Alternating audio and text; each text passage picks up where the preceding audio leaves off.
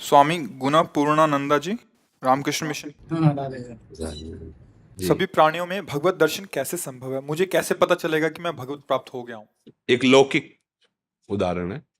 जब हम छक जाते हैं, हमें तृप्ति हो जाती है, तो किसी और प्रमाण की जरूरत नहीं होती।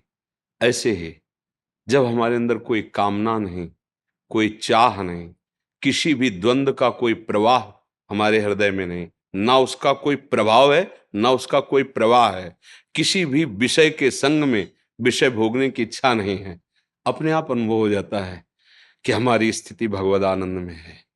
जाने मोरी छाती, उसे दूसरा प्रमाणित नहीं कर सकता, अपना हृदय ही प्रमाणित होता है। पर भगवान के वचनों के अनुसार निर्माण अमोहा, जित संग दोषा, अध्यात्म नित्या, विनिवृत्त कामा, द्वंद्वैर विमुक्ता, सुख दुख संगई, गच्छन्त अमूढ़ा। जो अमूढ़ पुरुष अर्थात ज्ञानी पुरुष, विवेकवान, मान रहित हो गया, मान का कोई प्रभाव नहीं। अपमान का प्रभाव जैसे दुख होता है, ऐसे मान का प्रभाव सुख होता है। जब हमारा मान होता है, अगर हमारे हृदय में गुदगुदी हो रही, तो ये भगवत प्राप्ति में बाधक है। मान त्यागी होना चाहिए। सबहि मान पद आप अमानी, जैसे महाप्रभु चैतन्य देव कहते हैं, अमानिना स्वयं और मान देनो, दूसरों को मान देने वाला, स्वयं मान रहित।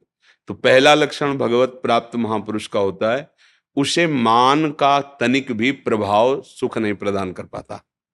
तो सीधे आ गया कि अपमान का उसे दुख नहीं होता, मतलब मान अपमान में सम है। अमोहा, उसे कोई मोहित नहीं कर सकता। कोई कंचन, कामिनी, नाना प्रकार के पद, प्रतिष्ठा, भोग सामग्री, अमोहा, उसे कहीं भ्रम नहीं हो सकता। मोह भ्रम का भी नाम, अज्ञान का भी नाम है कि इसमें सुख है। प्रभु के सिवा त्रिभुवन में किंचन मात्र कहीं सुख बुद्धि नहीं होती। निर्माण अमोहा, वो मोह रहित होता है किसी से। जित संग दोषा, चाहे कोई पास में बिल्कुल सब विषय सामग्री रख दे, लेकिन उसके अंदर भोग की इच्छा नहीं होगी। जब श्री महामुनि सुखदेव जी को भगवत तत्व का बोध हुआ, तो हृदय कहता है कि प्रमाण तो कोई दे कि यही स्थिति है। तो वो तो ब्रह्म प्राप्त महापुरुष ही कहे। तो अपने पिता भगवान व्यास देव जी के पास गए, क्योंकि साक्षात ब्रह्मरूप भगवान के अवतार श्री कृष्ण द्वैपायन भगवान व्यास देव जी। कहा कि हमें जो बोध हुआ है, ये तत्वबोध है। तो उन्होंने देखा और कहा, परम ज्ञानी श्री विदेहराज जनक जी मिथिला में विराजमान है, आप उनके पास जाकर प्रश्न करें, वो आपको उत्तर दे दें। गए। जनक जी को सूचना मिली, दिगंबर, कोई शरीर में वस्त्र नहीं, 16 वर्ष की अवस्था, श्याम शरीर, कमल नेत्र, साक्षात भगवान श्री सुखदेव जी परमानंद में डूबे हुए। प्रथम द्वार पे ही जनक जी ने आदेश किया, रोक दिया जाए। एक एक शब्द शास्त्र के प्रमाण उसमें भगवत प्राप्त महापुरुष के, रोक दिया गया। बोले 7 दिन तक कोई उत्तर नहीं और अंदर प्रवेश न करने दिया जाए। इतने बड़े महापुरुष, कोई आदर नहीं, कोई सत्कार नहीं। रोज पूछते, आज सुखदेव जी के मुखारविंद पर कोई, बोले महाराज बिल्कुल ना अंदर से ना बाहर से, बिल्कुल शांत है। ठीक है, प्रणाम करके महल में ले जाओ। महल में ले गए। अब वो तो दिगंबर ही रहते थे। 9 युवतियों को सेवा में लगाया, जो सुंदरता से, प्रवीणता से, सब आप स्नान कराना, भोजन पवाना, रात दिन, 7 दिन 7 रात्रि, कोई हलचल उनका भगवान न मुखारविंद में न हृदय में। जैसे गेट के बाहर थे अकेले, वैसे ही महलों में युवतियों के विसंग में। अब आगे बढ़ो, लेके आ जाओ।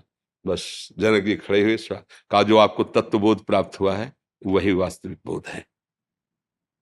ना मान, देखो, मान का कोई अगर प्रभाव होता तो इतना तो आ जाता ना। 5 दिन हो गए, 7 दिन हो गए, उत्तर तो दो ना, मिलेगा कि नहीं, एक गुस्सा ना आ जाए। कुछ भी नहीं, ये भगवत प्राप्त महापुरुष का। अब जब 7 दिन 7 रात्रि, समाज 9 युवतियों का, तो संग दोष मन में या तन में कुछ भी तो हरकत होनी चाहिए। शांत, क्योंकि वो ब्रह्म के सिवा किसी और को नहीं देख रहे। अगर स्त्री देखेंगे तो हलचल हो सकती है, लेकिन ब्रह्म देख रहे हैं, तो भी हलचल किस बात की? भगवान इस रूप में, जैसे देवताओं ने और दैत्यों ने दोनों ने मोहिनी रूप देखा, लेकिन देवताओं को पता हरि है इसलिए कोई मोहित नहीं हुआ, और दैत्यों ने नहीं समझ पाए हरि है तो मोहित हो गए।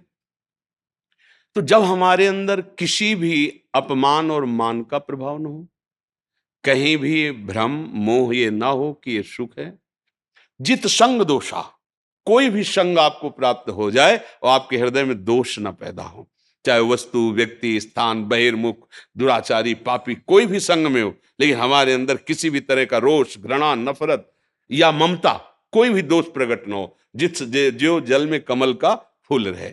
और अध्यात्म नित्य अपने आत्म स्वरूप में स्थित है। आत्म स्वरूप में स्थित का लक्षण स्थूल, सूक्ष्म, कारण, तीनों से विलग अपने को अनुभव। इन तीनों में हमारा कोई भी आसक्ति राग नहीं। अध्यात्म नित्या विनिवृत्त कामा, आप अध्यात्म में स्थित है, इसका लक्षण है कि कोई भी कामना नहीं होगी, क्योंकि कामना शरीर को लेकर होती, स्वरूप को लेकर के नहीं होती। और कोई भी द्वंद आपको स्पर्श नहीं, द्वंद्व विमुक्ता, मान अपमान, निंदा स्तुति, लाभ हानि, सुख दुख, जन्म मृत्यु, ये द्वंद्व आपको। और सुख दुख संगई, कोई सुख दुख का प्रभाव नहीं, क्योंकि ब्रह्मभूता प्रसन्नात्मा न सोचती न कांक्षति, ये स्थिति भगवत प्राप्त महापुरुष की होती है। जिसके हृदय में भगवदानंद की स्फूर्ति होती है, अब उसके हृदय में कोई भी स्फुरणा नहीं होती प्रभु के सिवा। न सोचति न कांक्षति, प्रसन्नात्मा, हर समय अखंड प्रसन्नता रहती है, जिसे विज्ञानानंद घन अखंडानंद प्रेमानंद नामों से संबोधित किया जाता है, वही परमात्मा सुख है। आप प्रभु समझे, इसमें कोई संशय? जी।